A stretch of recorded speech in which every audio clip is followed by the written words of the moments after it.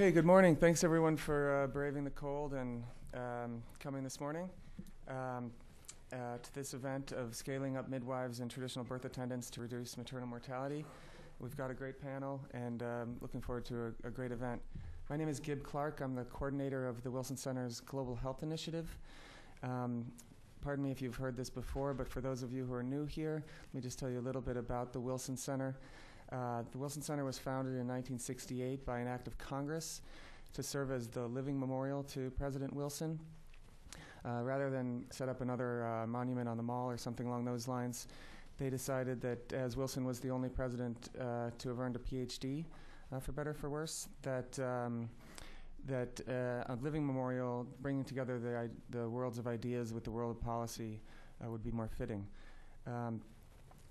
The Global Health Initiative was started a couple of years ago in recognition of the fact that most of the 20 programs here at the center were doing health work in one way or another, but without a lot of expertise. So we were started to serve both as an umbrella program, but also to focus on a few other areas of our own work.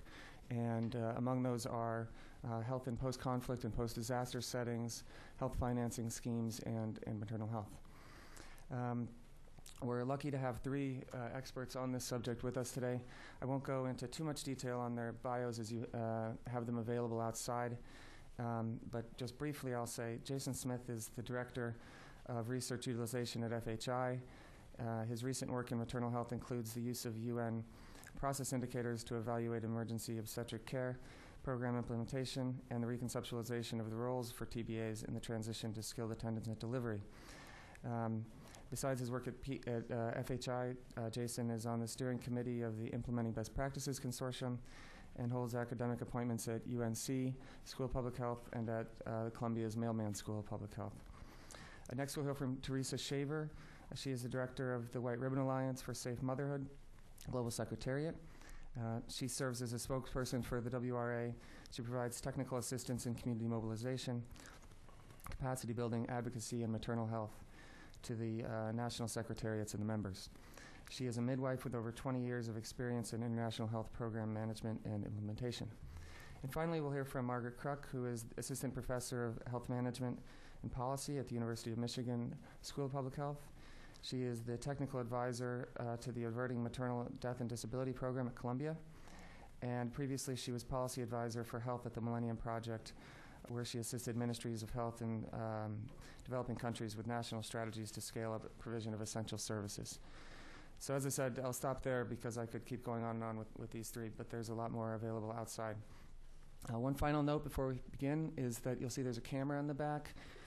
We are webcasting this event both live, and it'll be up on our website in about 10 days or so, alongside their presentations and a summary.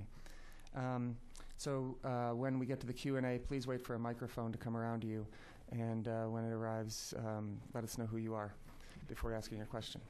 So let's start with Jason.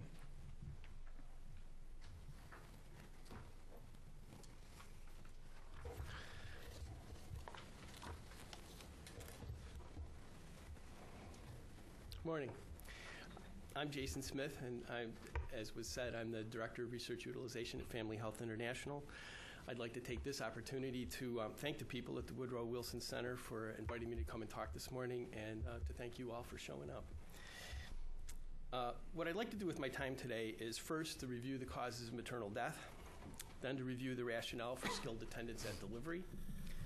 Then I'm going to spend most of my time talking about traditional birth attendants, often called TBAs. And then finally, I want to make some suggestions about what we may or may not want TBAs to do as we move forward to the goal of skilled attendance at delivery for everyone.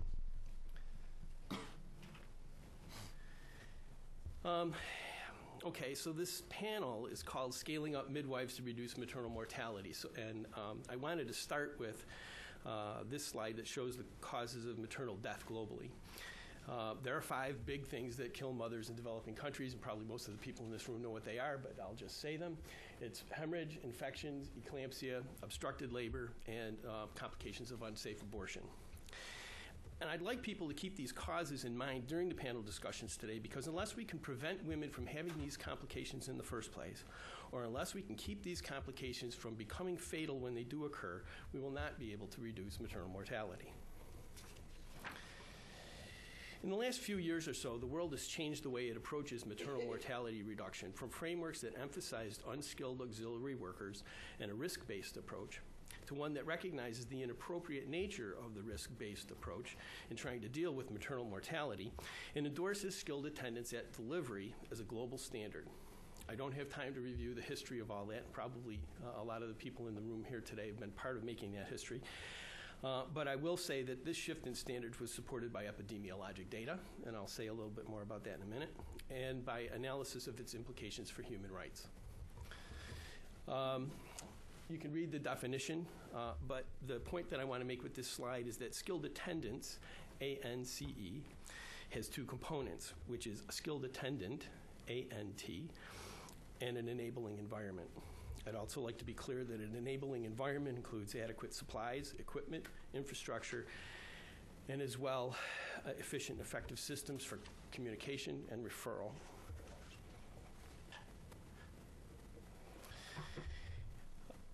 Again, you can read the definition for yourself, but a skilled birth attendant has midwifery, life-saving, and obstetric first aid skills. They're technically up to date based on the latest evidence. They have current proficiency with their skills, and they maintain their skills through practice. All right, I said earlier I would talk something about the epidemiologic data underpinning skilled attendance at delivery, and this slide shows the relationship between the maternal mortality ratio and the proportion of births attended by a skilled attendant, ANT. There are various versions of this slide in the literature, and the countries and the time frames may vary somewhat, but the main messages are the same. If skilled attendance is low, then maternal mortality is high. And if skilled attendance is high, maternal mortality is low. The evidence supporting this main point is pretty compelling. All you have to do is look at the curve. The other thing I wanted to point out while I have this slide up is that there's more going on in this slide than just the effect of skilled attendant on delivery. If you look right here along the 50% range, 50% skilled attendant at delivery, you see there's some outliers. Here's some country that's managed to get their maternal mortality down to about 50 per 100,000 with only for 50% skilled attendant coverage. And if you follow the line up, there are some countries up here that are still struggling with very high maternal mortality ratios of around 900 or so at the same level of coverage.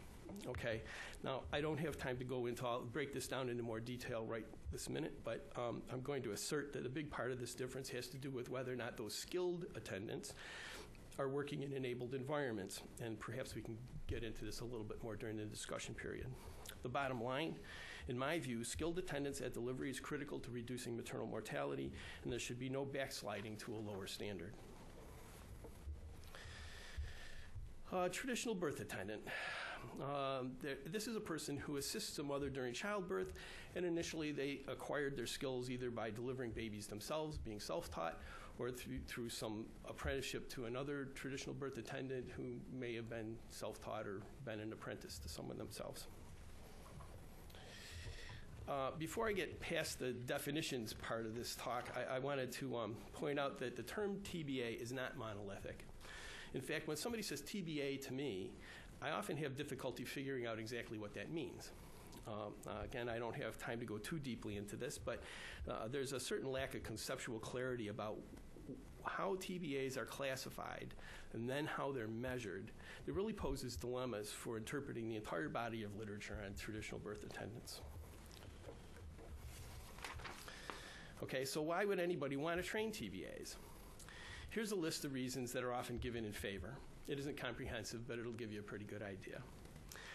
Traditional birth attendant training addresses an absolute lack of human resources and a problem with distribution of resources that are available.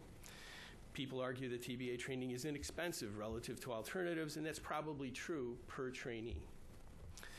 There are several ways that TBAs have relative advantage with regard to either financial access to services or acceptability to their clients of the services that they do provide. The case is often made that they even if they can't treat complicated cases, they can make appropriate referrals for emergency care. It's often pointed out that traditional birth attendants can do other valuable things that may not reduce mortality, but that have potential to improve health, birth planning, health education, handing out iron pills, things like that. Untrained TBAs sometimes fail to get their facts straight, and they may engage in harmful practices and, for example, putting dung on an umbilicus. And it's argued that training is an opportunity to counter false information and also to counter harmful practices. Okay, so with all these good reasons for engaging in TBA training, why would you not want to do it? Well, the first reason is that they're not skilled attendants. That is, they're neither skilled nor equipped to handle complicated cases. In fact, they handle mostly normal cases where the opportunity to prevent a maternal death is very low, and so it follows that they only have a small probability of reducing maternal mortality. Do the math. Their real ability to refer in emergencies is also typically low. Do they remember what to do? Do they then do it, especially if it contradicts what they've been trained to do by whoever it was that they apprenticed to? If they do make the referral, do the decision makers in the room pay attention to them? If the decision makers do pay attention to them, can they get the woman to a place where skilled attendance is available in a timely way? And very importantly, if they can get a woman to a place where skilled attendance is supposed to be available, is it actually available or is it just a mirage?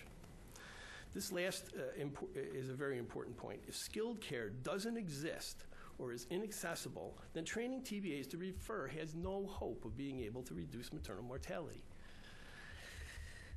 There's a lot that could be said about accessibility, acceptability, and the value of ancillary services, but in the interest of time, my time today, I'm going to skip over those bits. Maybe people want to bring that up later. I'm going to go straight to cost. First, even though TBAs are inexpensive to train per trainee, it's both expensive and difficult to establish systems at scale to train, supply, supervise, and support them. Secondly, and more importantly, if they aren't effective, they can never be cost effective, no matter how little it costs to train them. And finally, if we spend money and effort on TBA training programs, that's time and money that's no longer available to spend on alternatives that might in fact be better investments. Now here I want to hark back to the causes of maternal death. And I'm greatly oversimplifying here in the interest of time, but in short, TBAs simply can't do very much to address obstructed labor. They also can't do very much to diagnose or treat hypertensive disorders, especially since the eventual solution for disorders like eclampsia is very often a surgical delivery. TBAs vary considerably in their relationship to abortion. It goes back to TBAs not being monolithic. And that's a whole other talk. But for today, I'm simply going to argue that TBAs don't have very much opportunity to prevent mortality from complications like retained products, uterine puncture, or toxic substances either ingested or placed in the vagina, etc. TBAs may have some opportunity to reduce postpartum hemorrhage. That's a bit of a bright spot for TBAs. There are a couple of different interventions here, and at least one, which is allowing TBAs to use misoprostol to reduce hemorrhage during the third stage of labor, is a bit controversial, but nevertheless, there may be some potential in this area. Regarding infections, TBAs could hypothetically reduce tetanus where incidence is high and vaccination coverage is low, but a better solution for this is to invest in vaccinating mothers. To my way of thinking, TBA training is a very clumsy way to get at tetanus. It also makes intuitive good sense that the three cleans, clean hands, clean cord, and clean surface, would help to prevent other forms of sepsis. But again, the evidence for this is mixed at best, and the best study that I know of, which is Liz Goodburn's study in Bangladesh, found no effect of three cleans on postpartum infection. So to sum it up, there are a few ways that TBAs might be able to affect the causes of maternal mortality, but they are limited at best. A few years ago, Lynn Sibley and Teresa Snipes did a comprehensive meta-analysis of the TBA literature. Now, I could critique the meta-analysis, but that's a whole other talk. So for today, I'm just going to say that in general, this meta-analysis and the published articles that derive from it constitute a high-quality body of work in this area, and I'm simply going to give my synopsis of the results and stipulate to them. I've provided a reference slide at the end of this for people who want to look up the articles and see more detail. In a nutshell, here's what they found. There's no compelling evidence that training traditional birth attendants reduces maternal mortality. There are some modest associations between TBA training and perinatal mortality, but the causality remains elusive, and cost effectiveness is still an issue. I should say here that even though my synopsis is based on results of their meta-analysis, that Sibley and Snipe probably wouldn't state the synopsis the same way. I think that they would probably be a little bit more positive about TBAs than I am. All right, so where does this leave us? And I think it leaves us with a number of dilemmas. And the first question is, do we want TBAs to deliver babies or not? You can't really have them deliver the mother and not deliver the baby or vice versa. If the goal is maternal mortality reduction, I think the answer is no. There's no real proof that it works. And we've been doing this in earnest for 60 years. If the goal is neonatal mortality reduction, the answer is, well, maybe. From my point of view, it's the trade-off here between an intervention of no proven value to mothers but marginal value for newborns that really keeps this whole notion of TBA training in play in the first place. With regard to incentives, I think it's possible for a public health planner to come up with some reconceptualized role for a TBA, but absent a role at delivery, absent the opportunity to participate in the miracle of birth, I think that there's a misalignment between what motivates TBAs to do what they do now and what might motivate them in some health scheme going forward that values skilled attendance at delivery. Regarding renewed interest in TBAs undercutting the momentum for skilled attendance at delivery, well, I don't think that this is inevitable, but we've certainly seen this before, and in my opinion, it's something that we need to be careful of going forward. And are there better alternatives? I think this is a critical question, and I'll say more about that in a minute. Okay, they told me they have a point of view. So here's my 2 cents. I think that if maternal mortality reduction is the goal, then skilled attendants should take precedence over TBA training. I think the eventual plan for unskilled attendants should be obsolescence. Sometimes I feel bad when I say this. It's stark and it's sad and it can be unpopular. In fact, I suspect it's probably unpopular to some of the people in this room. But in my mind, if we want to reduce maternal mortality, we need to proceed with installing skilled attendants at delivery as a global standard with all possible speed. Using Deborah Main's language, I think that TBA training is a detour on the road to maternal mortality reduction. Now, of course, skilled attendance isn't a reality in many places, and there will necessarily be a period of transition as we work to achieve skilled attendance for all. And the remainder of my remarks will focus on the transition. The proportion of traditional birth attendant-assisted deliveries is a proxy for the number, the distribution, their role, their status, the presence of other providers, and TBA acceptability to clients that makes it a key metric for this transition. In the literature, one reads proposals that say something much like, where the proportion of TBA deliveries is high, we should do such and thus. And whenever I read this, I always wonder to myself, how high is high? Okay, so here's what I propose. First, with reference to John Snow's classic removal of a pump handle to control an epidemic of waterborne disease, I think we should turn down the spigot. Prevention has been somewhat neglected with respect to maternal mortality for a variety of reasons that I don't have time to talk about right now, and it mostly has to do with the maternal mortality ratio.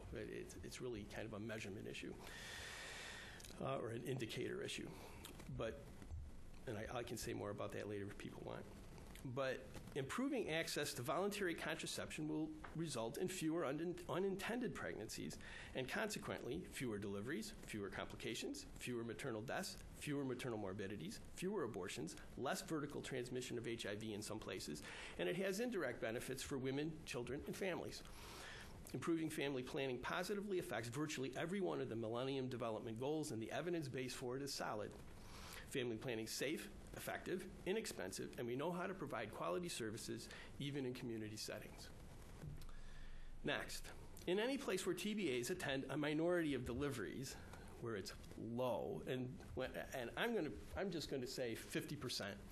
You know, somebody could fund a study to find an exactly data-driven number, and that would be great if we had it, but I would hate for somebody to wait 2 or 4 or 7 years to figure out what that number is. 50% is probably pretty close, and if somebody wants to fund a study in parallel, well, be my guest. But in any place where TBAs attend a minority of deliveries, support the TBA training should be abandoned entirely in favor of health system strengthening. Skilled attendance is arguably within reach, and I think that our energy should focus on achieving it. I also think it's fair to mention here that strengthening a health system has broader benefits beyond simply maternal health, HIV reduction in some places, access to basic surgeries that people need, ability to treat accidents, et cetera. In districts where the proportion of deliveries by TBA is documented to be a majority, high, or in my schema here, greater than 50%, I think we should we should institute a phase-out approach. And in this phase-out approach, the first step should be a plan and a corresponding resource allocation aimed at strengthening the health system now in an effort towards progressive realization of the goal of skilled attendance at delivery for everyone. Then, once family planning and some effort towards health system strengthening is funded and underway, one might reasonably consider the advisability of a revamped TBA training program in these places as a short-term strategy until the health strengthening efforts result in a proportion of deliveries attended by TBAs falling below 50%. This revamped TBA program would have emphasis on only a few interventions based on good evidence for effectiveness and first aid for selected complications, in particular postpartum hemorrhage. I promised references, and there they are, so everybody sees that there's a slide, and I think you can get handouts with this. And that's the end of my recommendations, and I thank you.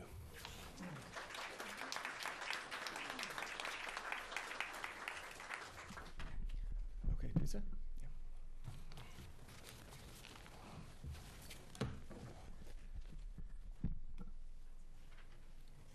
How do I go? Do I just click here? No, I think you need to get out of that one. There you go. I knew I was going to need assistance. This is not one of my strengths. Good morning, everyone. I'd first like to just say thank you to the organizers. They've been wonderful, and we've had lots of help and assistance in preparing for today. And I'd like to thank each and every one of you for being here this morning. I'm going to talk a little bit about, give an overview of the White Ribbon Alliance and give some examples of community mobilization efforts that have led to increased skilled birth attendance and also access to skilled birth attendance.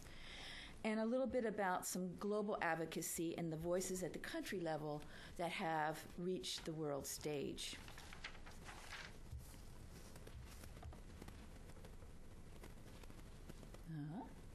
There we go. So, the White Ribbon Alliance. How many knows about the White Ribbon Alliance, in the honest? Yay! Great. As you know, we're a coalition of organizations, and we're bound by a common goal to ensure that all pregnancy and childbirth is safe for women and newborns around the world, both at home and abroad.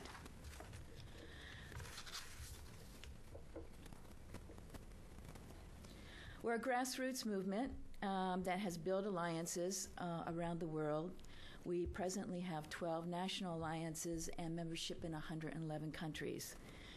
Our goal is to strengthen the capacity of our members to influence policy, to harness resources, and to inspire action to improve the lives of women and newborns around the world.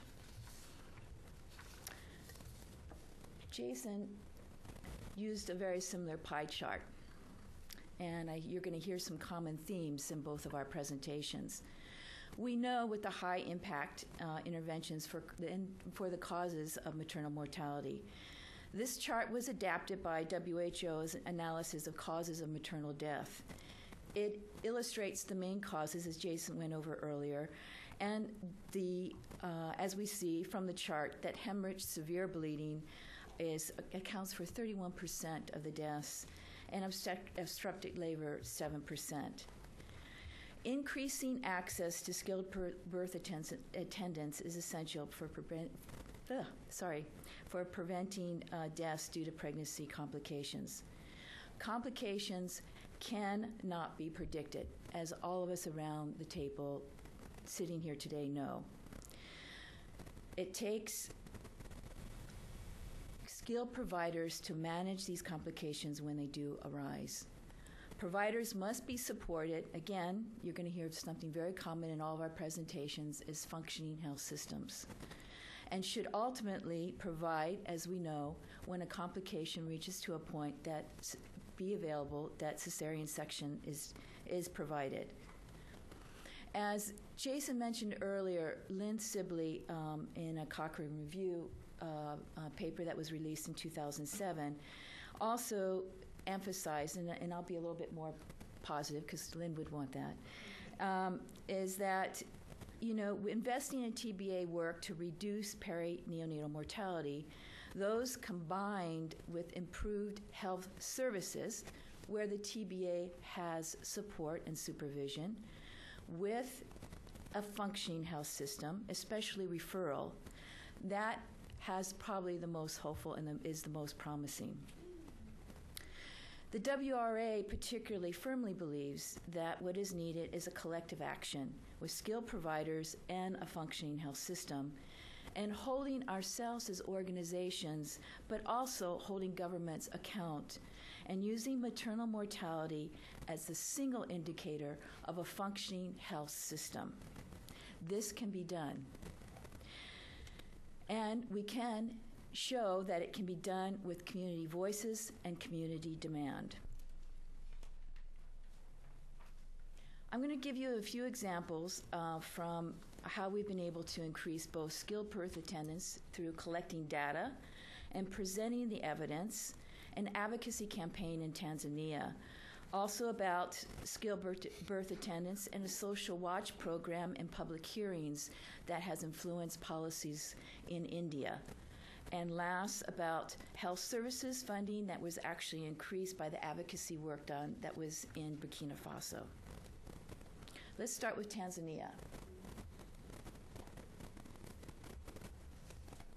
WRA Tanzania identified that there was a tremendous lack of skilled birth attendants, and their membership went out and prepared both a survey and presented it to the Ministry of Health. They then went on forward to launch a huge campaign to advocate for adequate qualified staff to be employed and provide skilled care at the community and health facility level. The Alliance in Tanzania has intensively targeted advocacy in 5 districts. They've been a catalyst for political will and government and donor commitment to employ 80% of the required qualified staff by December 2009. The advocacy campaign, coupled with community mobilization strategy, has increased the delivery of these skilled birth attendants. And they've developed an advocacy package which has endorsed for skilled birth attendants, as well as a number of facilities that have births that provides delivery care within 6 months. While these reports are very promising, as you can see on the slide, also what they were able to do in these facilities, it still needs demand and a watch. And some of the dispensaries have, in fact, closed, and there has been some midwives who have left after being allocated to these facilities that were missing skilled providers. But the communities themselves continue to monitor this and present this to the government and to the district authorities. Orissa, India, this is very exciting. This approach has been also shared across the alliances, both in Indonesia and also in Tanzania and Malawi. In India, they've held public hearings in 4 districts of Orissa. And in one district, they had over 500 women, including community members, elected representatives, government officials, and media, and civil society representatives participate. These hearings provided a dynamic forum for women, particularly women who were affected by this issue, to speak out safely. At the hearings, the women demanded the answers to the questions regarding lack of transport, neglected health services that were supposed to be providing 24/7 services, inadequacy of care, and irregularities in the benefits of women, particularly about the free health services for pregnancy and childbirth, and the lack of any kind of assistance for the community skilled birth attendant once she brought the woman for her to have any kind of shelter. So the outcomes from these meetings, they were very public, they were in the paper, they were quite dramatic. It was with government officials, it was with the community and the women themselves who are most affected by this, and families.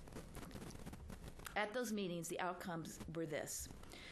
The divisional commissioner, one, took strong steps to implement this policy, as well as ensure that the scheme was properly implemented.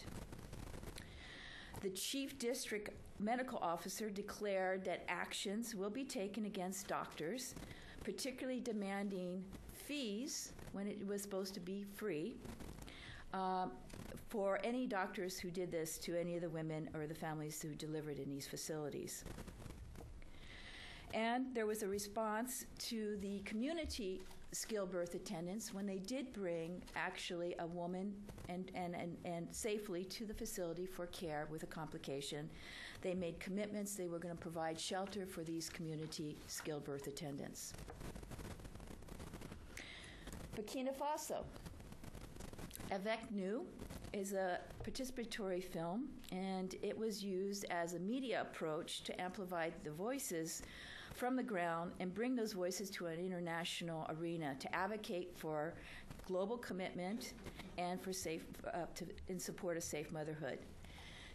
What was very powerful about this film is it was made by the providers themselves. And they demonstrated, they showed the reality in the rural setting in the communities where they were working. This short documentary tells these powerful stories and for the first time shows how we can support this global movement to save women's lives. The 30-minute film has been featured in newspapers, radio, national, and regional television. The film clip has now been down to 8 minutes with English subtitles and has brought community voices to the issue for the international audience. This was inspired by a film that was also done in Tanzania, Play Your Part, which I'd like to show you just a little clip from before I end.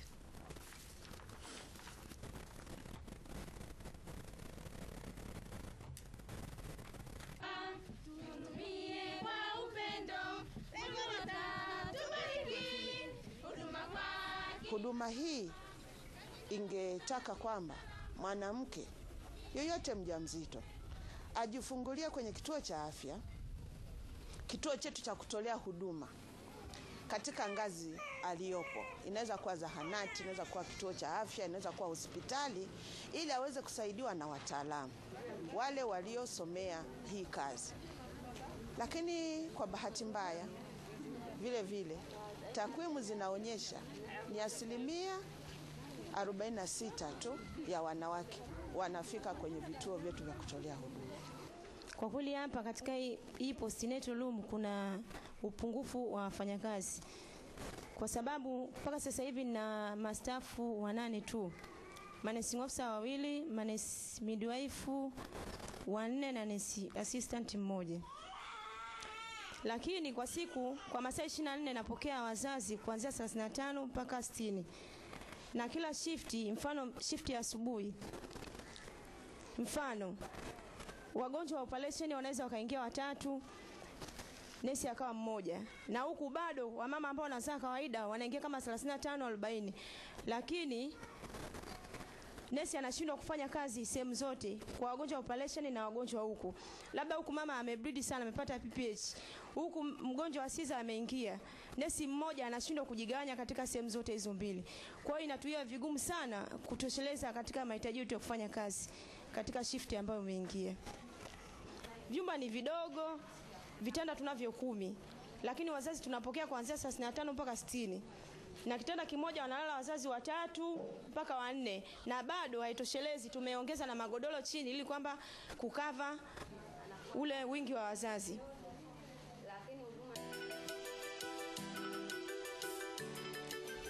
Kwa kweli tuna mambo ya kufanya kwa kushirikiana. Wizara ya Afya peke yake na Ustawi wa Jamii haitaweza. Tunahitaji kushirikiana, kuunganisha nguvu na wizara zote, serikali za mitaa, halmashauri za miji na wilaya, pamoja na wananchi, ili tuweze kufanya yale yanayowezekana kuboresha hii hali. Kwa mfano, kwa upande wa ambao wanapoteza maisha katika jamii, wataweza kusaidiwa. Kwa hiyo tunahitaji kuishirikisha pia jamii yenyewe. Jamii ambayo tukisema jamii ni familia, jamii ni pamoja baba na mama, jamii ni pamoja na ndugu wote wanaomzunguka huyu mama. Wote walielewe swala la uzazi salama kwamba sio swala la mtu mmoja, sio swala la mama peke yake, kwa sababu tunachotaka ni mama apate huduma ya mtaalamu mwenye uwezo, ili aweze kutambua matatizo, aweze kutoa rufaa pale inapotakiwa. Kwa hiyo tukiwa na hawa katika jamii, tunahakika wale mama wetu wengi ambao wanapoteza maisha katika jamii wataweza kusaidiwa. Play your part, you can do it. Play your part, you can do it. Play your part, you can do it. Oh, you can do it. Play your part, you can do it. Play your part, you can do it. Play your part, you can do it. Oh, you can do it. So, as you could hear in the film, together we can do this. We know how to save women's lives. We don't need a cure. This is a technical problem. This is not a technical problem. This is not an economic problem. This is a political problem, and political will is essential. This year, we've seen maternal health advocates from all corners of the earth come forward to join us in this mission to make pregnancy and childbirth safe for women and newborns. As a global movement, we continue to pick up the momentum. New champions have emerged and led this global campaign. These influential individuals are utilizing their respective platforms, which each and every one of us can do, to share the stories of mothers lost and garner more attention and action to the issue of maternal mortality and morbidity in whatever way they can. From first ladies to rock stars to CEOs to supermodels, celebrities, high-powered men and women are actively involved and energetically playing their part. Sarah Brown, the wife of the United Kingdom Prime Minister Gordon Brown, became our patron of the White Ribbon Alliance in October 2007. What an amazing champion. She has continued to overwhelm us by her dedication, her passion, and her reach to others. Her tireless commitment has inspired so many people to join in this collective action, particularly over this last year. She's also inspired other ambassadors and other patrons for the White Ribbon Alliance in the countries that we work to reside all over the world and to work together and to champion this issue and to raise the voices and inspires others to take action. I'd like to leave you with a final thought for today. Regarding political will and commitment, there was a recent comment, I love this one, and it was in The Guardian in the UK by David Cronin, and he states, "Isn't it astonishing how quickly the government can find money to make amends for the folly of rich men. $17 billion to rescue 2 banks. And what we're asking is, as over a little over 17 billion of this is pounds, seems to appear out of the fog to save 2 banks. Sorry. He went on to point out that according to WHO, MDG 5 target could be met if rich nations would make the political commitment of an additional 13 billion pounds. This quote has been used so many times, and Mary Ellen has also used this on many occasions, but I want to just leave us with this. As the founder of Safe Motherhood Initiatives, Mahmoud Fatala once said, "Women are not dying of disease we can't treat. They are dying because societies have yet to make the decision their lives are worth saving." Thank you.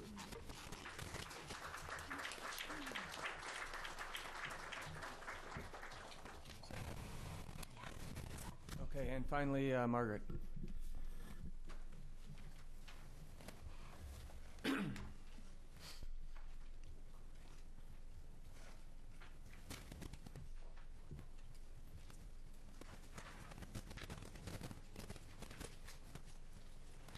Good morning, everyone.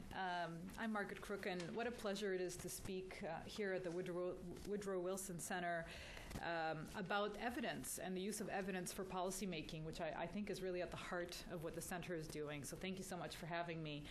And also, it's wonderful following these first 2 speakers because my presentation will definitely echo many of the themes that have already come up. In particular, the themes that maternal survival is a human right and a signal of functioning health systems, and, as Teresa so eloquently put it, a real signal of political commitment to the status of women. This is largely a political decision, whether mothers live or die. And so I really do approach my research in this field from that multivariate perspective.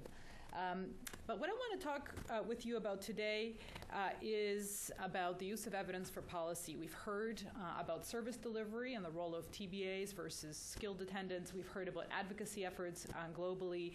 And I want to now talk about how evidence has been used or ignored in the field of maternal mortality, maternal survival, and also some directions for the future and some promising areas where I think research can really contribute. So first I'll talk a little bit, looking retrospectively at the evidence that has maybe been there for some time. Some of it is now, I think, influencing the work of organizations like FHI and White Ribbon Alliance, and perhaps evidence that took too long to really incorporate into practice globally, not for these organizations, but really for political leaders and others globally. And then I want to talk about, just give 3 glimpses of new areas of research, new evidence that I think has the potential to shape, hopefully, the next wave of interventions and work to reduce maternal mortality. And a few pieces of advice for researchers and policymakers to learn to talk to each other a little bit more as well at the end. So very quickly, I'm not going to belabor this because it's, sorry for the pun, because a lot of these figures have come up before. But just to raise that this is the health indicator, maternal mortality ratio, for all its flaws, with the largest gap between rich and poor countries. And I think that's a really important number to remember, and it's one of the things that certainly motivates my research, and I know a lot of the work of people in this room. Here's where the problem is, and again, I look at things from a very data-driven perspective. So let's understand where the issue is most urgent, and that is absolutely in sub-Saharan Africa and South Asia in terms of the contribution to global deaths and maternal mortality ratios being highest. And so that is where we do need to focus our efforts. I'm not going to spend a lot of time on this slide, except to say this is causes of death, and you probably can't read it from all the way back there. But just to say that, again, while that pie chart that you've now seen twice is extremely important, it is also crucial to understand what are the contributors to mortality in a specific setting, because they are different for different parts of the world. So just as a small example, in Latin America, hypertensive disorder is much, much more important than hemorrhage, because hemorrhage has been dealt with. And I just want to caution us that, again, we do need to step back and diagnose where the problems are before we start thinking of solutions. Okay, so everybody in this room now knows all of these points, that most maternal deaths occur around the time of delivery. Most deaths are in women who are classified as low risk, and therefore this entire focus and the focus of today's talk on the importance of skilled attendants in emergency obstetric care, the ability to respond. And I think one of the reasons it's taken so long to take root, this notion, which seems so straightforward from all the evidence we've all been discussing all morning, is that in fact it runs counter to our public health notion of preventing, and being able to predict and care, and target interventions. And that just doesn't work in maternal mortality. And I think it's taken us far too long to realize that. And the result of that slow realization, or the slowness of that realization, is that, again, you probably can't see this super well, but is that the annual change in maternal mortality between 1990 and 2005, which is the latest projections from the WHO on maternal mortality ratio figures, has been essentially to stay static. These declines are almost statistically insignificant. In fact, globally, they are statistically not significant. What that means is we've made no progress in 15 years, I will say that. And that doesn't mean in every country. That means globally, and certainly in the regions which need the progress most. We've not made that. And just to let you know, to reach the maternal development goal, or the Millennium Development Goal on maternal mortality, we need a reduction of about 5 percentage points per year, not 0.5. Okay, so what are the implications of all of this data and all of this information for policy? Well, global maternal health efforts need to focus on Africa and South Asia. Previous maternal mortality efforts, I will say, were not fully evidence-based. We had these conflicts within the public health community about what to do and how to approach it, and what was the role of TBAs, for example, which we now understand much better as not particularly effective. And therefore, I think the current consensus, which I think is now data-driven, is to shift away from community and prevention as the sole forum for interventions to reduce maternal mortality, and rather to look to health systems. And I fully agree with both the previous speakers that it's the health. This is where the rubber hits the road. If the health system is not functioning, maternal mortality will be one of our first indicators, and emergency obstetric care. So let me just show you, and these are 3 areas, I think, of new research, which hopefully have the potential to guide policy and interventions going forward. And again, I chose these because I think they're important, but they're, of course, not the sole areas. There's a great deal of research going on, which is extremely encouraging in maternal mortality. So let me just talk a little bit about poverty. And here I want to, again, refocus us on the notion that the role of research is to challenge assumptions, and that we've made so many wrong assumptions in maternal health in the past 50 years that I think we need to hold ourselves to a much higher standard and challenge every assumption we make about what women want, where they'll deliver, what works, what doesn't work, and whom we should be reaching. So let me talk about 3 assumptions that research is challenging. So one assumption might be around all maternal health interventions are pro-poor. In other words, since most women in developing countries are poor, any type of intervention will actually be a pro-poor effort. And what we do see is that despite the huge global inequities that I pointed out to you, there are also inequities within countries in terms of who is dying. And so what we're seeing is the kind of statistics that I'm showing here, where in Tanzania, the poorest quintile of women, the poorest 20% of women are dying at approximately twice the rate of the richest women within that same country. So what does that tell us? It tells us Tanzania can do this. It can save mothers. It's possible. So for some sliver, some portion of women, and by the way, 400 is not a maternal mortality ratio to aspire to, let me say, but just to show that there is quite a bit of difference in what's going on in countries. And similarly, this is across different continents, specifically shown to show you that the same inequities exist across regions. And what we now know, of course, is skilled birth attendants are the absolute crucial step, and who knows how high is high enough. But here's what we do see again across wealth quintiles, and this is maybe a little hard to read. These lines are different regions of the world, and what you see along the x-axis here is, again, the wealth quintiles, and we use these a lot, essentially to group women by poverty. So the poorest wealth quintile, the lowest 20% of the population is right here, and you see what their skilled birth attendant utilization is. And over here is the very richest women in each of the regions. And so there's some very interesting things. So obviously, as you would expect, Europe and maybe Central Asia, there's very high utilization of skilled attendants across wealth groups. And what we see is a very different story in a lot of the other regions. And again, this kind of analysis starts to help us understand whom to target in each of these regions. And I want to show you just a very tiny snippet from emerging data from a study we have going in Tanzania, one of my favorite countries to work in, where I was happy to see some of the, and I've actually seen some of your presentation in Tanzania as well with these slides. So I know there's a huge effort going on in Tanzania right now, both politically, on the ground, in research, in all sorts of ways to reduce maternal mortality.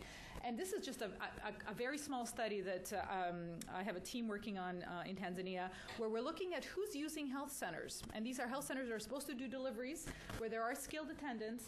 And one of the things that's hard to do is using facility data to understand what is the wealth profile of the people coming in, right? What we can ask is sort of, where did you come from? And those questions even don't tend to be asked. So we know very little. So in our study, what we've done is we're tracking 4 health centers which are getting some upgrades to test the impact of quality improvements on increasing skilled delivery rates. And what we're doing there is we're actually seeing who's coming in, where are they coming from, how did they get there, and how wealthy are they, which segment do they represent. I just want to show you 2 lines of this slide, this is based on data from May. We're collecting data every 3 months. Just to show you that when we compare the people coming into the clinic, comparing them to the population of that area, what we're seeing is that people who are admitted for delivery, and for this is all admissions including delivery, which is usually about 50%, essentially no one in the first or second quintile, the poorest 40%, is being represented among admissions. So this is in an area where these are government health centers, these are free services, and the poor are absolutely not coming to these health centers, which is, I know, will be a shock to the Tanzanian government. So what are the implications of research on poverty and research on equity of interventions? Well, what we've learned from the child health experience, for example, is, and many of you in the room I'm sure are very familiar with the integrated management of childhood illness and various other childhood health system interventions, is that in those experiences, despite the fact that the programs were trying to target poor children, what ended up happening is that the better off tended to benefit most from those programs. Probably because we need to show results. And how do you show results? You locate your program in areas where there's good health workers, good infrastructure, reasonable roads, and so on. And those are the areas where wealthier children tend to live, or better off families tend to live. And there are a lot of other reasons, and there's a raging debate in the literature about what exactly this means. But I'm not just interested in the literature. I'm interested in who gets to see the benefits of well-thought-out programs. And in the child health world, we've seen it's not the poorest children in most countries, actually, that get that. And so I think we need to learn from that experience. We need to use the kind of data I've been showing to talk about strategies to reach poor women with maternal health interventions. What are those strategies? How are they different from just a general strategy of let's increase, health centers around the country? We need some other creative ways. Are those vouchers, such as is being done in India, to encourage poor women to use private providers? Are those transportation allowances or other things? Are those ways of getting TBAs to accompany women and make them feel more comfortable? We've got to be creative, otherwise we will not get at these huge inequities within countries. Okay, we've been talking a lot about who should be attending deliveries. Well, I want to again show you evidence, and I think Jason provided some very interesting evidence. Teresa referred to it as well, about TBAs versus skilled birth attendants. I want to talk about now, within the realm of skilled birth attendants, who should be doing it. There's a lot of discussion in countries about who should be doing things like cesarean section, which is important and does save lives. And so we all know that human resource shortages are making that very difficult. So here is a little glimpse of health worker shortages from the World Health Report, 2006, that again, I teach a class on health systems, and Africa's always red. It's got, no health workers and all the disease burden, essentially. But what we see here is these are the critical areas of health shortages. Again, South Asia is there as well. And so obstetricians, of course, aren't particularly short supply. Obstetricians are the people who would do your cesarean section here if you were to have a baby and needed a cesarean section. There are vanishingly few obstetricians, and Mozambique is one of my favorite examples. 20 million population, 435 doctors, and 26 obstetricians, one of whom is the former prime minister, the former minister of health, and a few of the district health commissioners, and that leaves us to, really into the teens of obstetricians, and most of those are in Maputo, okay? So who's going to be saving the lives of women who get into obstructed labor or eclampsia or other issues? And so Mozambique has pioneered a program in the 80s to train non-physicians, in fact, non-physicians, so people who have nursing background, and given them 3 years of training to perform cesarean sections. Well, there's a huge amount of debate about this, about the political wisdom, are these people going to ever be skilled enough? Well, as colleagues of mine in Mozambique and I have been doing, I think it's important to, again, shed some light on the evidence. Mozambique has been running this program. Let's evaluate it. So a couple of studies have come out in the mid-1990s around the quality of care and safety of non-physician surgeons. So can they perform cesarean sections as well as other as physicians? And what you basically see here is that there are no differences in serious complications. There are some differences in minor complications, which can probably be dealt with additional training. And that case fatality rates of 0.4%, 0.1% for elective cases. And those of you who are familiar with the WHO recommendations, 1% case fatality rate is what we want to be under. We want to be under 1%. So, of course, these can be improved again, but these are really very respectable rates given the environment is not, in fact, what you would wish it to be in many of those hospitals. And so what we did to try to one other point that was made by colleagues of mine in Mozambique was that not only are these health workers quite competent to perform cesarean section, by the way, they do a whole bunch of other surgeries, not just C-section, but this was what was evaluated. What we found was that in rural hospitals in Mozambique, over 90% of cesarean sections were done by non-physicians. In fact, I had the privilege of seeing a cesarean section done, and my husband and I, who were both physicians, were in the room. We're the only physicians in the room who were observing the cesarean section. So it was quite impressive to see the work. And many of the surgical technicians have done 1,000 or 5,000 cesarean sections and can deliver anything. So 88% in a recent study published by Caetano Pereira and colleagues, 88% of technicos, the surgical technicians, were in rural areas 2 to 7% after graduation, whereas 3% of doctors were there 2 years and no doctors were there at 7 years post-graduation, again showing that there are also issues with retention, that these providers are often recruited from the communities, they're trained in the city, they go back, and that's a whole other discussion we can have about retention. And we did a study to sort of link up and help to build the evidence base on the cost effectiveness. And I really like Jason's point. You can't have cost effectiveness without effectiveness. So I wasn't interested in doing the study until we could show that they were, high quality providers. And I think that the evidence is in for that. What we did is a cost effectiveness that simply showed what you see here is the career cost effectiveness ratios for technicians is right here. $38.9 per major surgery over their life course, career course, versus doctors, $144. And what we recognized is, and this is very important, when you use numbers in research, you don't want to write down that this is the cost effectiveness when in fact these people are woefully underpaid. So what we did is we did a policy simulation that simply showed if you were to double their salaries, which is the least you can do, they make, I think, less than $500 a month, and they are working, 18 hours a day.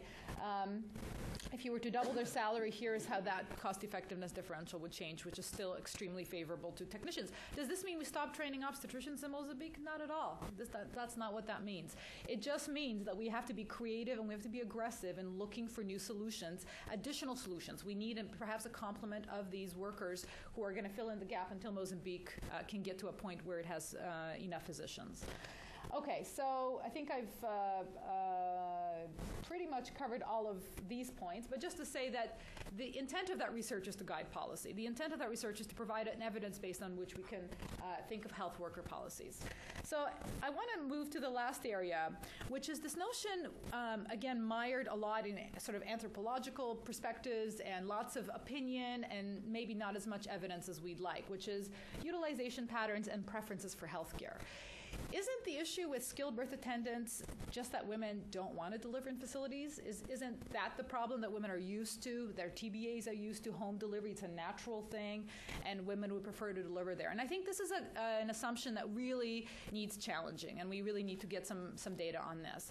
And so I want to just show you a little bit of evidence from Tanzania, work that's going on in Western Tanzania that is expressly intended to look at this issue. So here is the statistics on Tanzania. It's the largest country in East Africa. The majority of the population is rural. Maternal mortality ratio, everybody knows that that's subject to huge measurement issues, but it's somewhere in the vicinity of 950 per 100,000 versus 11 in the U.S., so a huge maternal mortality issue, and a total health spending of about $12 per capita. I always like to know what's the context, the health spending context, because that determines what we can actually do, at least in the short run. And of course, that spending is going up, and this is where we're trying to guide, again, allocation of new resources. Okay, so despite these constraints, Tanzania has a wide network of government and mission health facilities. In fact, 90% of the population lives within 10 kilometers of a health facility, which is something that Ethiopians can only dream of, for example, in other countries. So this is a very specific case, and this is why, although I mentioned sub-Saharan Africa as the focus for our efforts, every country is different. And so I don't intend Tanzanian research to be of particular relevance to Ethiopia at all. It's a separate country where we're working. But just to say that we do need to understand the context. All levels of health facilities, from the dispensary on upward, are in theory equipped to perform deliveries, and the health workers there are trained to diagnose and treat obstetric complications. Not cesarean section, obviously. That would be a referral condition, but basically everything else. All maternal health services, furthermore, in Tanzania are exempt from fees, which is a whole other discussion. But they are exempt from fees, again, as part of the government's commitment to reducing maternal mortality. So I study utilization a lot because I think it's the interface of supply and demand and a very important marker for whether health systems are meeting the needs of the population. So here's what we know about utilization in Tanzania. In 2004, about 34% of women in rural areas had a facility delivery, yet in the same year, 97% of women were able to find that facility to go for antenatal care. So this is what struck me. I sat with my colleagues in Tanzania, and we sat and thought about this and said, what's the problem? It's not that they don't know where the system is. It's not that they don't know the workers. They've met them. They've been there for antenatal care. It's not that they're intimidated. Again, they've been going. So what is the issue? Why are women not coming to these facilities to deliver? And I will say also there's been a lot of research in sociology and anthropology about household level factors, and maybe the husband is not permitting the woman, or maybe there are other cultural issues or education issues, or she's not aware of the need to deliver. So there's quite a bit of research. There's less research of the kind of research that we do here, which is to think of patients as consumers and think of them as selecting options from within the health system for their delivery. So this is just a picture of Kasulu district in western Tanzania where the work is going on. And so what we decided to do in this context is use a tool from marketing and business to try to understand how women make their decisions about the use or non-use of healthcare for delivery. And so we used something called a discrete choice experiment that's been used in marketing, transportation. It's been used to plan various transportation networks in Europe and North America, depending on what people's preferences are for getting to work. And this method is interesting because it permits the estimation of the relative importance of different aspects of healthcare. And you can put in very qualitative, very structural and process aspects and measure their importance to women, as well as things like cost and distance. And so here's what the experiment looked like to the women in Tanzania. This was all done in Swahili, but essentially women were shown cards which showed potential settings in which to deliver. And these are health facilities. Okay, so what we said to the women is, you have a choice of two facilities, A, B, or you can tell us you don't like either of them and just say none of the above, to deliver your next baby. So we asked her to imagine. This is a hypothetical thing. That's why it's called an experiment. You tell them to imagine you're going to have a baby. Which of these facilities would you like to go to? And this is a paper that's in press right now and will be out in a couple of months. But the idea there was that we are coding the most important, and this is based on focus group discussions and previous research about the most important facility characteristics that might attract women to come. And so things like, you see this guy, he's not smiling. This nurse is listening carefully and smiling. We have the availability of drugs and equipment. You can probably decipher these. There was a script that accompanied read this, but you can sort of see what's going on. Here is the distance. So this is an hour walk. This is a 3-hour walk. There's an ambulance here. There's also a cost, 500 shillings versus 3,000 shillings. So these are the various characteristics that we're trying to test. Here's what we found. These are, again, rural women. This is only a rural sample. These are women living in villages, more than half of whom, 60% of whom have not delivered at a health facility. And yet they have very strong opinions about what it is they want in a facility. And here is their opinion, essentially, to boil it down. They want a provider who's respectful, and I won't get into the mathematical interpretation of these utility coefficients, but just to say this is overwhelmingly, hands down, a crucial issue, and they want availability of drugs and medical equipment at that facility. Those two features alone drive a huge amount of their decision, a huge proportion of their decision. And why? This is what the dispensaries look like today. This is the delivery bed. This is the disinfection system. This is the newborn resuscitation equipment.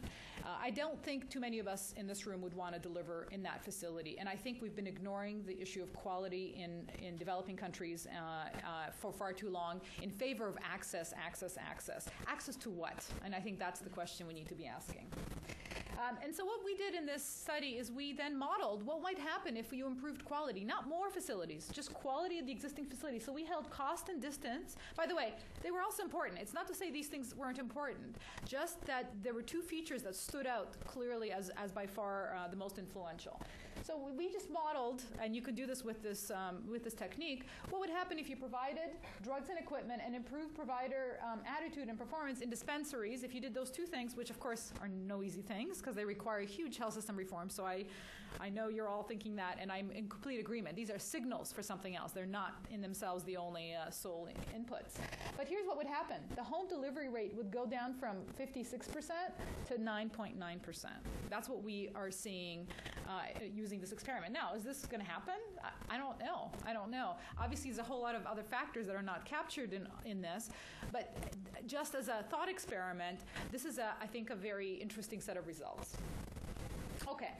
So what are the potential policy implications of this particular research? Well, rather than lacking in education or having a cultural aversion to facility delivery, women may actually be acting rationally in choosing to deliver at home because there are major binding constraints on good quality care.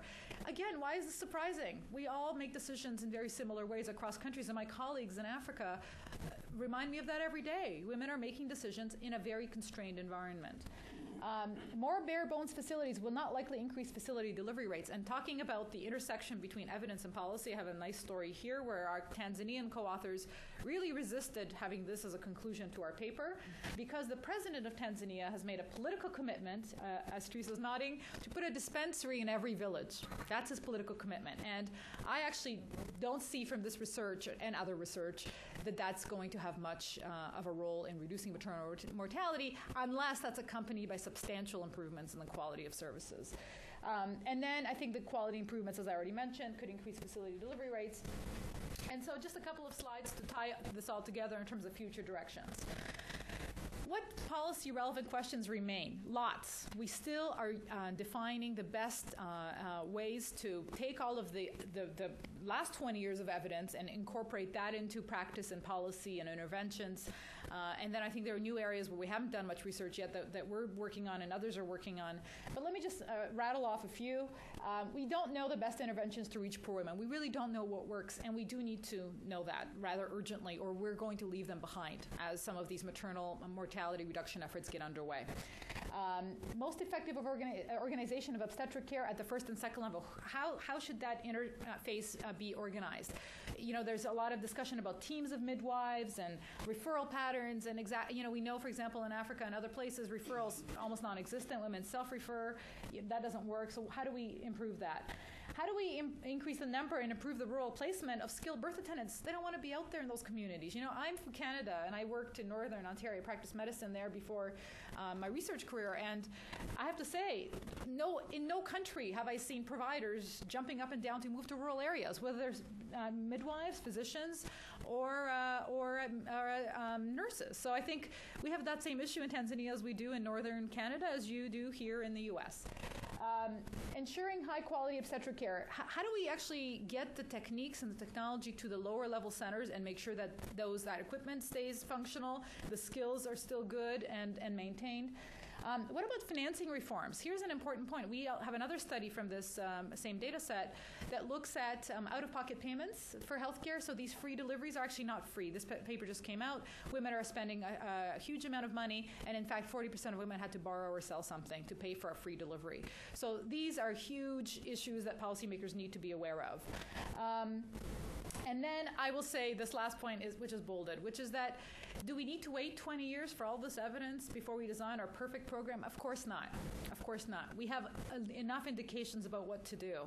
What I am asking for, and I think what a lot of us in the field are asking for, is well-designed experiments where things are actually implemented at some scale, which we can then evaluate and which we can then look at and say, okay, what are the implications for other countries? And I think the field is moving much more in this direction, and I really strongly support this move that, yes, let's do good things, but let's do them rigorously and evaluate them. Okay. And then lastly, and again, thinking about the mission of the Wilson Center, that, we do need to work with policymakers. When I say we, I mean researchers, but all of us, advocates, researchers, policymakers, need to work much more closely together. There's no question there are two worlds, like the president of Tanzania who wants a dispensary in every village. That's a political need. Because health is such a visible commodity that he wants to demonstrate commitment. And again, it's laudable. So how do we shift that? How do we work with policymakers? I think for researchers, I'm going to be self-critical. We need to be much more strategic in choice of questions that we ask. So I always talk about my research being policy relevant. I have no idea if anybody's listening, but I try to incorporate policy urgent questions. Researchers need to translate results into messages that make sense to policymakers. I am doing some work in Liberia. I visited the Ministry of Health there, and they handed me stacks of data and stick drives on which the data was all there, and said, we have no idea. They did this $1 million study, the UNDP. We have no idea what the implications of this might be for us. And that, by the way, is the rule, not the exception, and how research gets done with policymakers. I'll put that in quotes. Research needs to be much more timely. It takes us a year to publish. Somehow we need to get these results out, or longer. Need to get results out and need to communicate, even if we don't have the final answer. Researchers need to find opportunities to present data and policy fora where they get to interact and take questions. I presented, for example, some of the data in Tanzania where a lot of the White Ribbon Alliance partners were also present, but also the Ministry of Health, crucially, and got attacked. People thought, this can't be. The quality can't be the only thing. It's the TBAs. They're keeping the women in the villages, in the home. And we had a very robust discussion about that. And then policy processes, I think any investments and new policies should absolutely require stringent evaluation.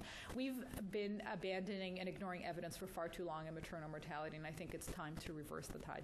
Thank you. Okay, great. Thank you. Those were three excellent presentations. I think we have a lot to talk about. Who wants to get us started with a question? How about way in the back, and then we'll take one up here in the front too. Just take a couple questions at a time. Troy Jacobs. Can you wait for the microphone there? Thanks. Great. Thanks for the presentations, Dr. Troy Jacobs, USAID. I guess this is more directed to Jason and the TBAs and the issue of sort of phasing out TBAs in some countries.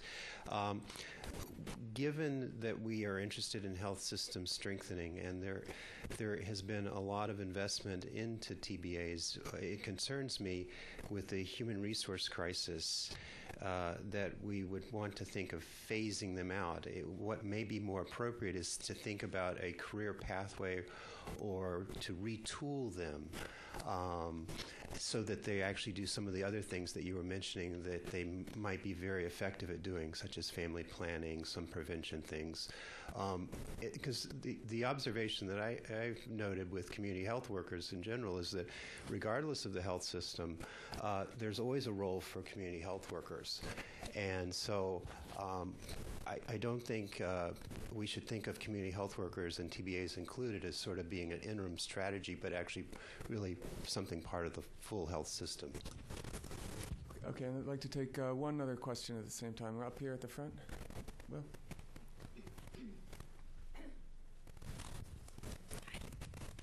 Hi, this is Director Jason as well. My name is Yaika with Relief International, Senior Program Officer for Africa. We currently have a child survival project in Niger, and this is just so relevant. So for me, I'm not looking for, and this is more of a comment. We're facing this problem of trying to train TBAs in our intervention zone. The government of Niger does not want us to do it at all. And I think, his comment about the fact that there's really no system in place for supervision of these TBAs and in the long term. But it becomes a double-edged sword for me. I mean, in our area, these are the people that perform the majority. I mean, over 80% of deliveries are home-based. So if we don't target them and train them somehow to try to reduce maternal mortality, which is our program goal, what do we do? So it's more looking for advice and generating some kind of, discussion as to, what other people are seeing. I mean, we also have another project in Sudan, in Darfur, in one of our clinics, the IDP camps, and again, same issue. The government of Sudan doesn't want this kind of extensive training given to TBAs. We were going to use the HBLSS curriculum. They told us outright, you can't do that because it's way too extensive, it's way too in-depth. So we're having to adapt it somehow and try to make a difference and do some good. So if we can get some comment on that, that would be great too. And not, any one of you. Okay. With regard to career paths and retooling TBAs,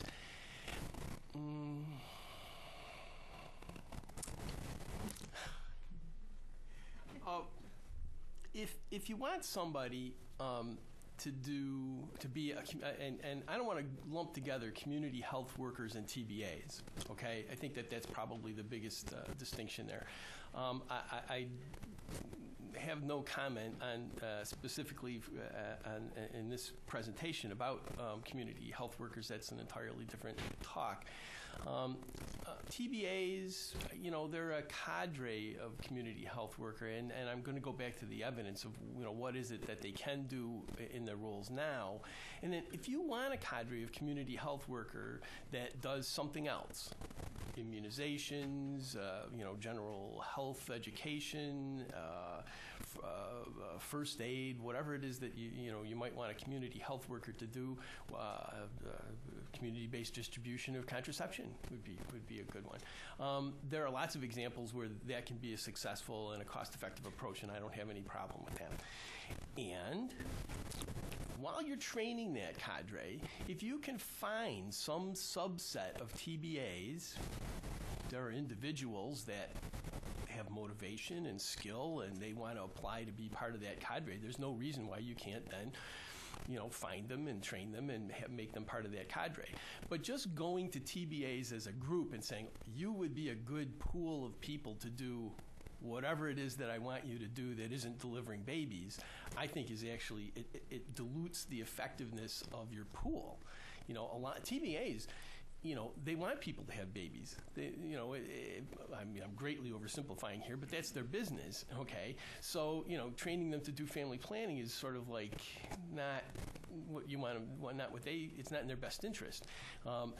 Training them to send somebody someplace else to get services, there's a motivational problem there. So, community health workers, fine. Looking to TBAs as a specific labor pool to retool or sort of reassess, I'm not sure that's such a great idea. And with the child survival thing in Niger, if the title of this panel was scaling up some kind of thing for child survival, you would have a different panel up here, and they might tell you something different. And let me read something here. I think I've got a quote that I wanted to figure out a way to use, and maybe this gives me an opportunity for it.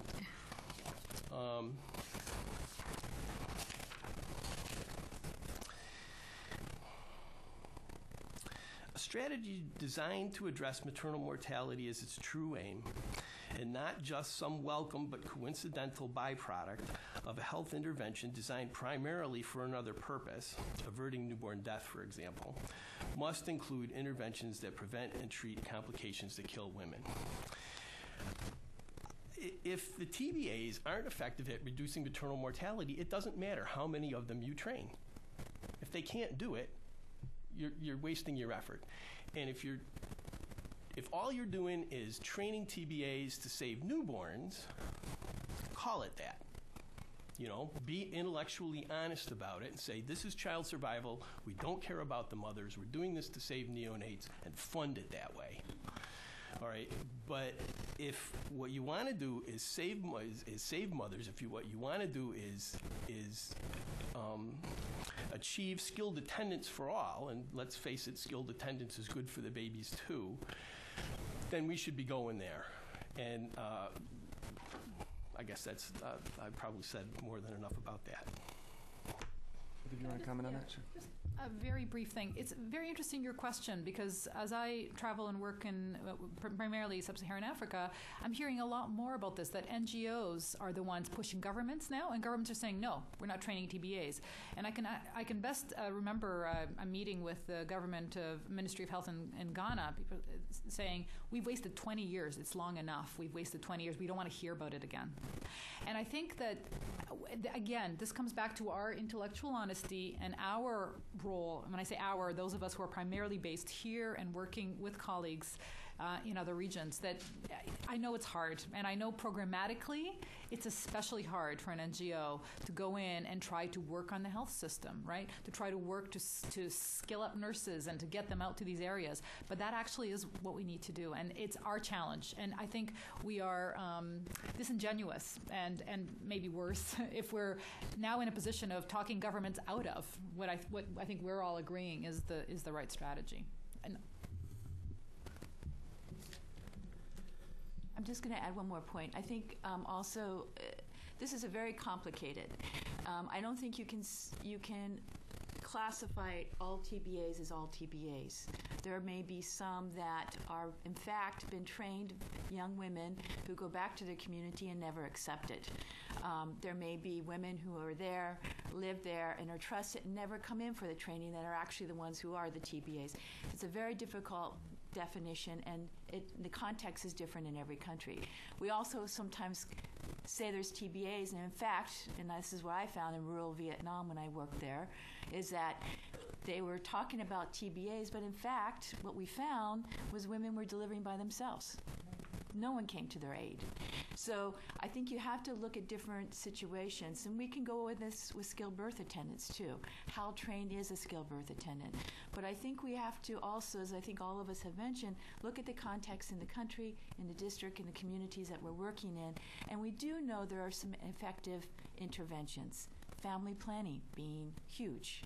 If that's all that can be done, that can have a great impact in reduction of maternal mortality. We know that. We have lots of evidence around there. There's a lot of other promising approaches, like misoprostol. Not only that skilled birth attendants, but it's also been shown where it can be given to the woman at home, to take home and give to herself. We have to look at the things, but as been mentioned, be rigorous about how we evaluate it and make sure that it is working.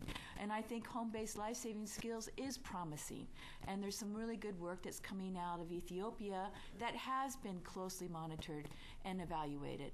So I think we have to look at those and how do you adapt it, as you mentioned, and how do you use these best practices that we know are working and to share them more broadly across. Okay, we have a couple questions in this row right here. Thank you. Dr. Serpa from the Academy for Educational Development. This is for Dr. Smith. We have been working with UNICEF, the West African Health Organization, Ministries of Health in several countries in Africa to train community health workers to take care of the newborn at home if there's not a possibility to get, as we all know, to get to the facility. I think that it could be dangerous even to say that to separate that much the mother and the baby. I think that while we have the opportunity to intervene, let's say during antenatal care, we should use that opportunity also to make sure that there's a plan made, and if the mom gets complicated, there's money and transportation. All that. I think we have to put the two together. I don't think we should continue the fight between obstetricians and pediatricians or whatever. I mean, or people that, I mean, mothers and babies should go together for me in the real life, in Africa at least. Okay, mothers and babies should go together. I think. Hang on 1 second. Sorry. We'll just get a couple more questions at the same time here. Just further on the line here. Margaret, you mentioned misoprostol, and Jason, you did also. I've been reading more and more about its use lately. I'd like you to talk a little bit about it, when it got started, what the evidence is. Is it not off-label for some of this use, or is it on-label? So I'm very curious about it. If you would address that, please. And I'm sorry, can you tell us who you are? Oh, I'm sorry. Mary Lou Fisher, Samaritan's Purse. Okay, thank you. And was there another question right here, right across the table?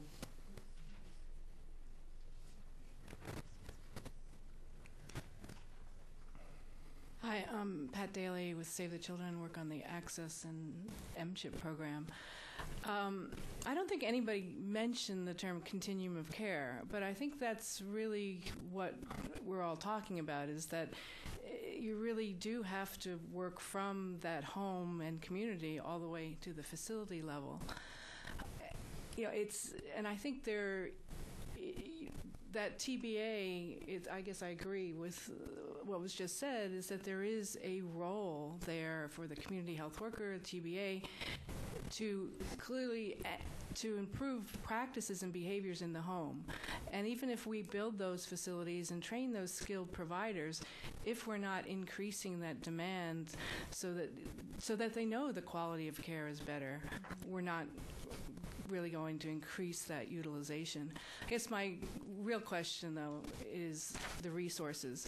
I mean, I think there's no country where we've just been doing TBA training, where we've just been building facilities. I mean, in many countries we've really done a lot, but we really have we put the resources in to what's needed?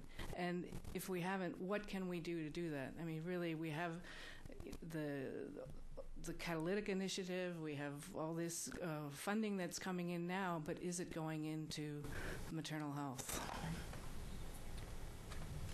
A lot to chew on. Who wants to get started? All right.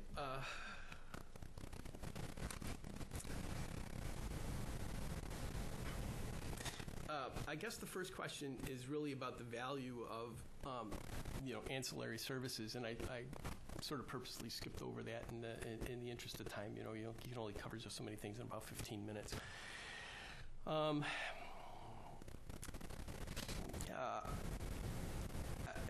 I'm not sure what to say about it. I think that if you're going to work with traditional birth attendants, if you're going to, and again, I'm going to sort of partition off birth attendant TBAs from community health workers. I think that there's evidence that community health workers can be beneficial in a lot of contexts.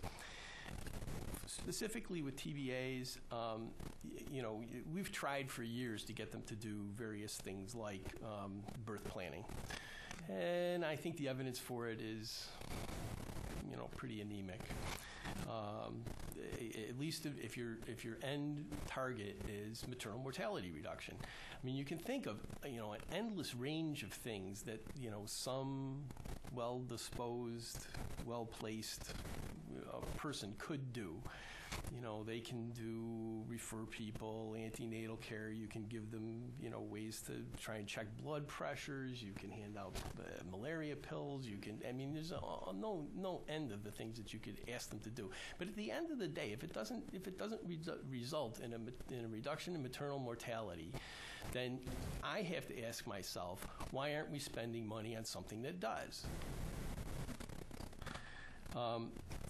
Misoprostol. I think I may pass that one off, so let me go to the third question, and then, Margaret, maybe you want to take that one. I'm not much of a clinician. Continuum of care. It's sort of the same answer. I mean, yeah, there are probably things that you can do to improve, behaviors in the home, maybe birth planning and, setting aside a little money and figuring out how you would get to the hospital. And Again, I just don't think the evidence for it is overwhelming. It's not compelling in my point of view, and it's good for comfort, and it feels good. But at the end of the day, if it's not going to save that woman's life, I know it's stark, it's cold.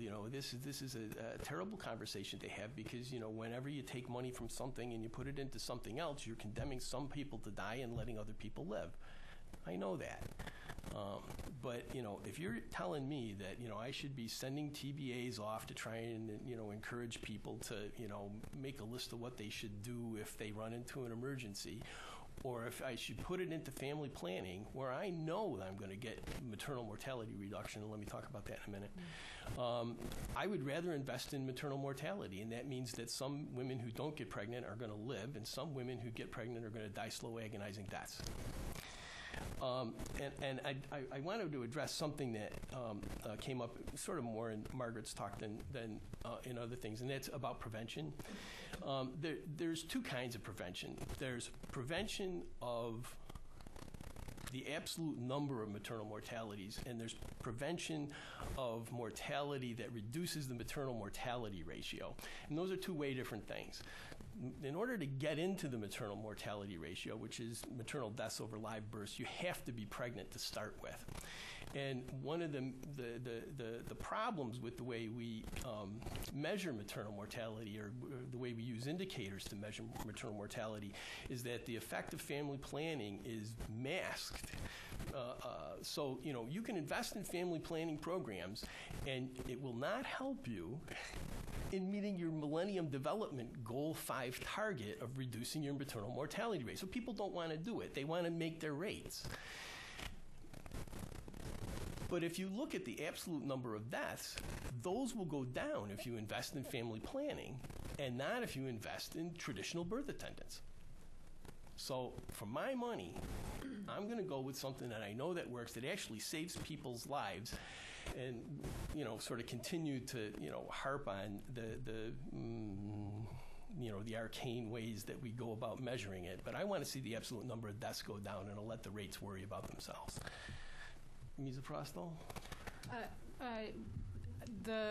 Definitely the few studies that, and in fact there's one going on in the very same, or had just occurred in the very same region where we did our study in western Tanzania, use of misoprostol by TBAs, and what I'm aware of is that that is looking very promising. I think there are a couple of people in the audience that Teresa alerted me to who are working on misoprostol, so perhaps we can ask them to address this specifically. I guess my caution, and kind of just reflecting on some of the comments that have come up already, is I think we need to distinguish between a transitional strategy and kind of the end game, the final strategy that we're aiming for. And a lot of the concerns that I think are coming up very, very legitimately are that we cannot have a functioning health system with motivated, happy health workers and a stable drug supply next year or overnight or in 2 weeks. And so what do we do in the or government commitment? That takes time too. Some governments are on paper committed and in fact don't want to meet with you when you talk about maternal mortality. So I think we are all very sympathetic, absolutely, to the need to do something in the meantime. I guess and that something may be some enabling of traditional birth attendants to have better links. Probably the best way I can put it is to have better links with the health system to be able to connect women better to life-saving interventions, and maybe some of these ancillary services as a transitional strategy. I guess what I would caution against, and I know we're all thinking this, is that we don't want the transitional strategy. We don't want the investment, and I think that's where the challenge is, right? There's a distractibility. We all know this, that in policy you can only do one or two things or three things at the same time. With that, if all we're focused on is this transitional strategy of upgrading TBAs because it'll take so long to do this other thing, right? I think the concern some of us share here is that we'll never get to that end game, and I think that's the challenge. And I think that really requires. I'm not saying I have the answer, or maybe anyone here has the specific answer, but I think that's the thing we should be asking ourselves: is whether that transitional strategy is distracting us from the final goal of getting women into healthcare that can actually save their lives. But I wanted to see if anybody had a comment about misoprostol in the audience.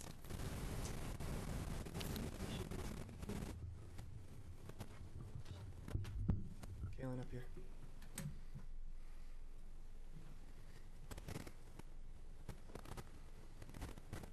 Thank you. Just a few words on misoprostol. I'm with USAID, so we have been supporting community-based distribution of misoprostol in several countries, and we were fortunate to have very good partners, through our projects who have been implementing these projects.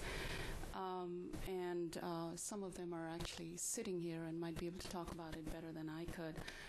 But one of the first studies we had supported was in Indonesia, where we had community health workers visiting women, in the last trimester of their pregnancy, and actually giving them the misoprostol, and then the women taking the misoprostol on their own just immediately after the delivery. So they were very careful about giving the right messages, that the misoprostol had to be taken after the delivery and so on.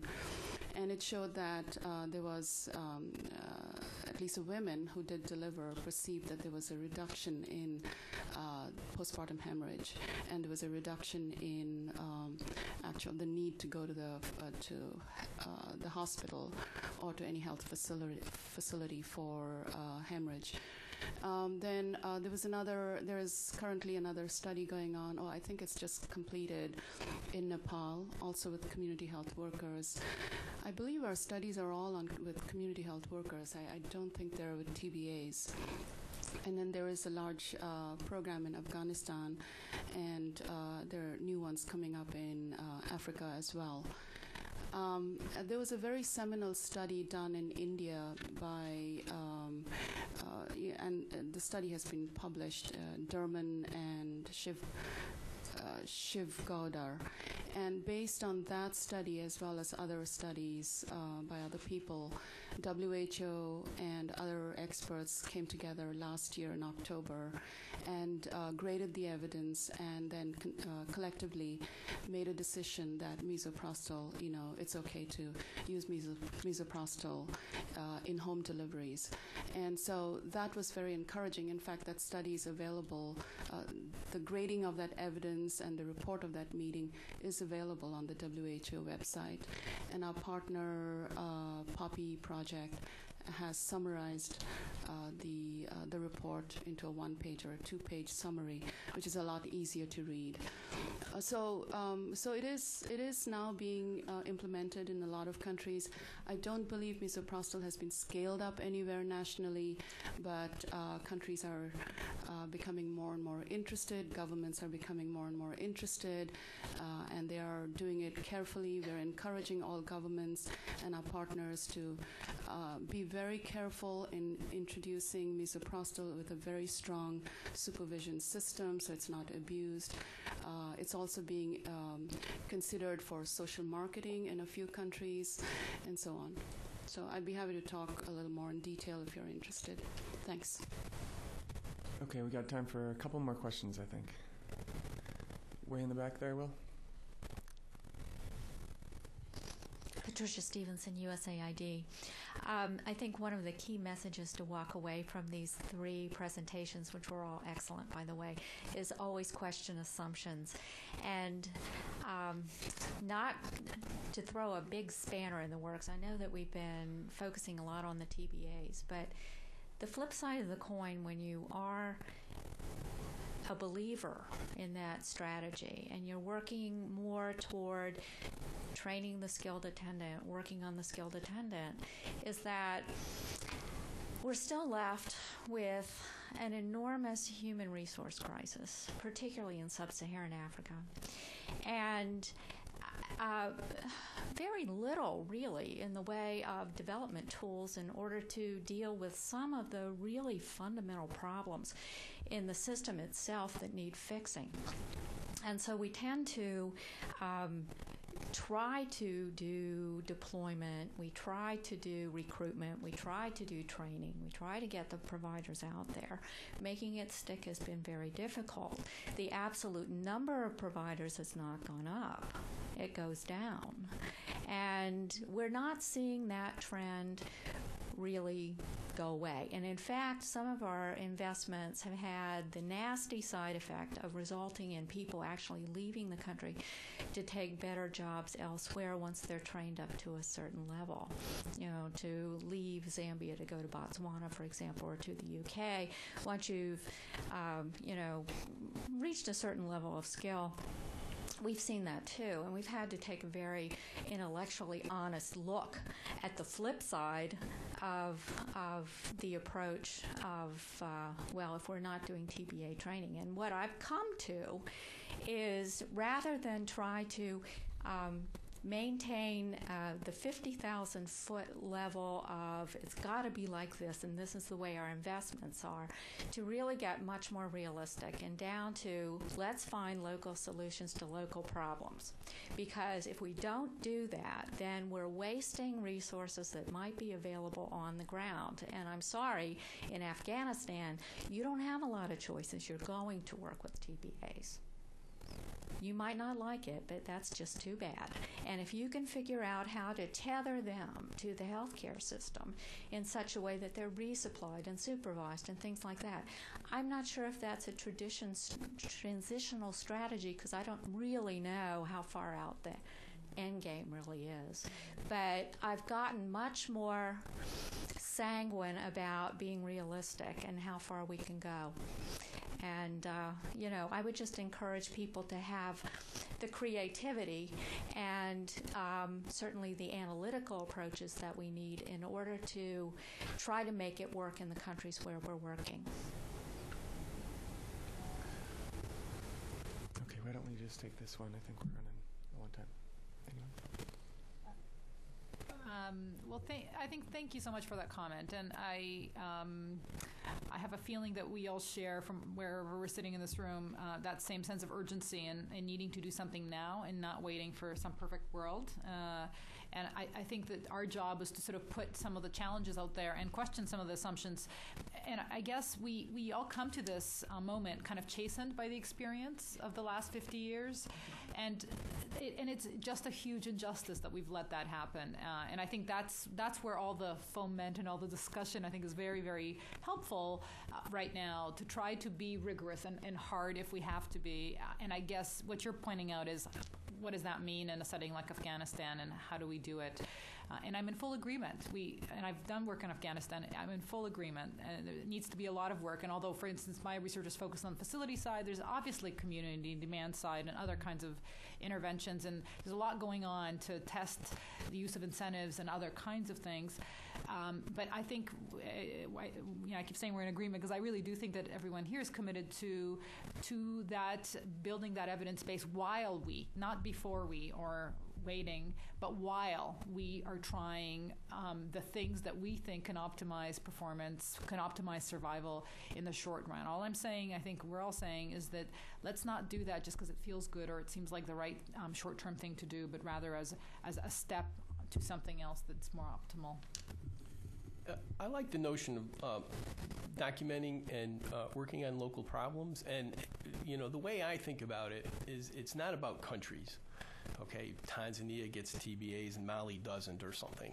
I actually think that if you were to go through really province by province or district by district and apply a cutoff level for where you were might invest in TBAs or where you might not, you would be able to eliminate big portions of a lot of your countries and just say, okay, for these districts, because you have a metric that says skilled attendance is within reach, these ones you don't invest there.